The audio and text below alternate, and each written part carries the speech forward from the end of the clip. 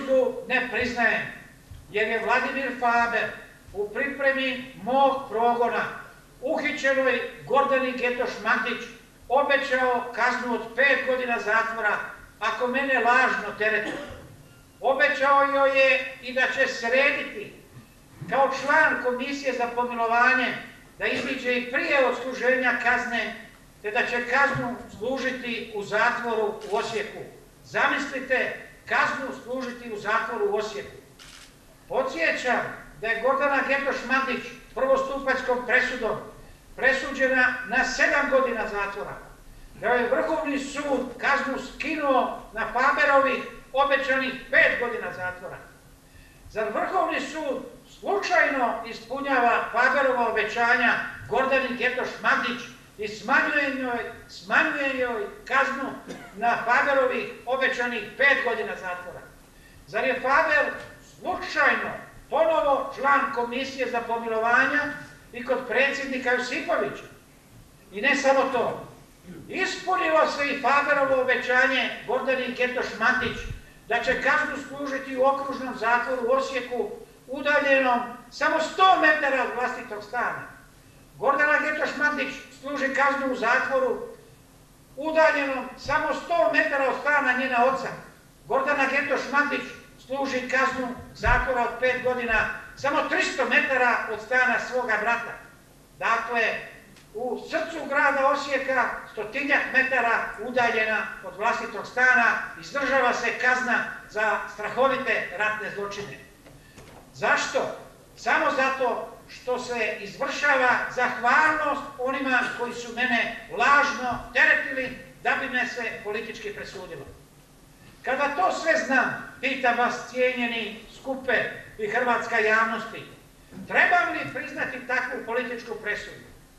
Ne samo da ne priznajem presudu, već ne priznajem niti takav nakaradni pravni poredak države za koju sam bio spreman i vlastiti život dati.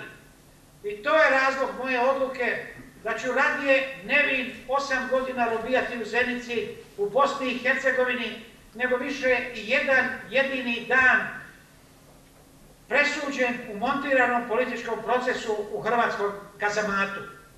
Koristim priliku ovog mog obraćanja javnosti i da bih obiteljima žrtava koje su bile predmet ovog sudskog procesa, obiteljima Vučković, Lovrić, Kutlić, Šabanović, kao i svim drugim nespomenutim poginulim ili ubijenim civilima ratne 1991-1992. godine u Osijeku, prenio poruku da su osjećam s njihovim obiteljskim tragedijama, te ih uvjeravam da njihova smrt nije bila rezultat nikakve zločinačke politike koja bi se provodila od strane civilne, policijske ili vojne strukture vlasti u ratnom Osijeku, a koje sam ja pripadao. Nisam odgovoran za smrt članova vaših obitelji koje nisam niti poznavao i nisam imao niti jedan jedini razlog da bilo kome od njih nanesem nikako zlo. Zato ne vjerujte hrvatskom pravosuđu, jer je cilj ovog procesa bio zamagliti i obmanuti. Nije bio cilj utvrditi istinu o stvarnim počiniteljima zločina, već moj cilj bio suditi mene i odaslati lažnu poruku međunarodnoj javnosti i vama kako je tobože zadovoljena. Ovo što govorim samo u svoje ime i ničije više, jer ja za te zločine nisam kriv.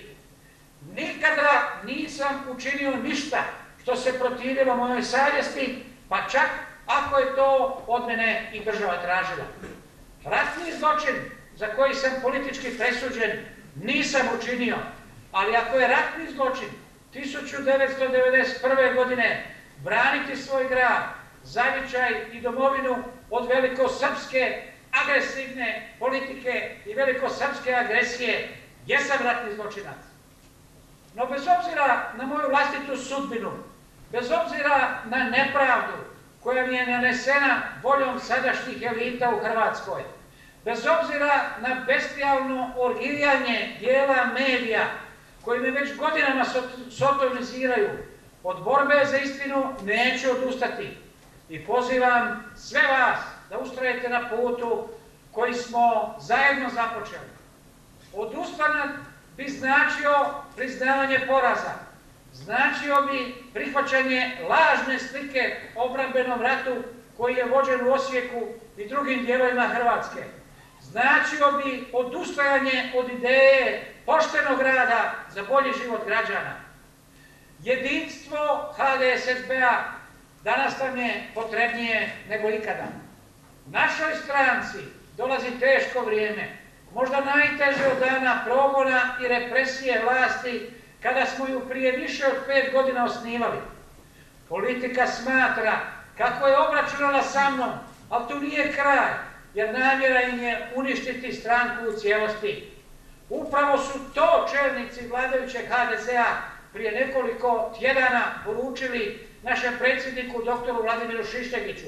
Citiram, učinit ćemo sve da nestanete s političke scene.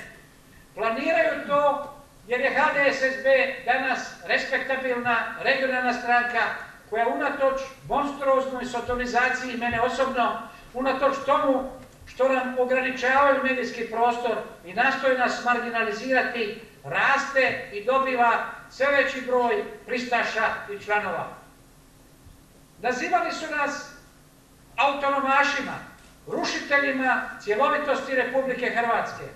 Našu su ideju jake regije u kojoj će se vraćati veći postotak novca iz centralne blagajne pokušavali prikazati namjerom odcijepljenja.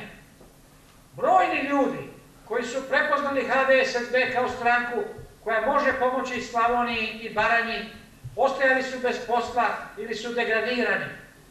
No, te im brutalne inkvizicijske metode nisu dale rezultate. Prije 5 godina taj je bolesni projekt vodio Ivo Sanader. No ne zavaravajmo se. Iako tog beskrupuloznog, korumpiranog i karakterno bijednog čovjeka, kojeg su još donedavno debutantno hvalili, slijepo slijedili i kome se nitko, ama baš nitko, nije usudio proturječiti, danas nastoje označiti krivcem za sve probleme Hrvatske. Ne zavaravajmo se, HDZ je taj koji ga je iznjedrio, koji ga je stvarao, koji je s njim osmišljavao kako popljačkati zemlju i koji je zajedno s njim Hrvatsku doveo u situaciju u kojoj smo danas. Pogledajte ih, isti likovi koji su stajali za Sanadera kada je držao svoje lažljive govore, danas stoji Jadranka Kosor. Isti su ljudi, kreatori katastrofalne ekonomske i svake druge politike radi koje Hrvatska i dalje tone u glib. Isti ljudi i danas kradu i na sve načine nastoje sačuvati svoje sinekure, a toliko su beskrupulozni da će se odreći svakoga i svojih redova samo da bi taj zločinački projekt što dulje se održao. Jadranka Kosor godinama je bila Sanaderova suradnica. Danas se utvara da ne zna ništa o njegovim kriminalnim poslovima i misli da su svi zaboravili da je upravo ona bila njegova osoba od povjerenja. Na kraju, upravo i nju Sanader, u trenutku kada su mu njegovi, kako se volio hvaliti, evropski prijatelji rekli da se zbog kriminala, koji mu je godinama bio temeljna odrednica u radu, mora maknuti s premijerskog mjesta, odredio upravo nju svojom nasljednicom. A molim vas lijepo, zbog čega baš nju? Sigurno ne zbog toga što je sposobna nositi se s rastućim problemima u zemlji, nego zbog toga što najbolje zna gdje su zajedno krali, pljačkali i reketarili, pa je prisiljena, spašavajući njega, spašavati i sebe i njihovu mafijašku organizaciju koja se zove HDZ.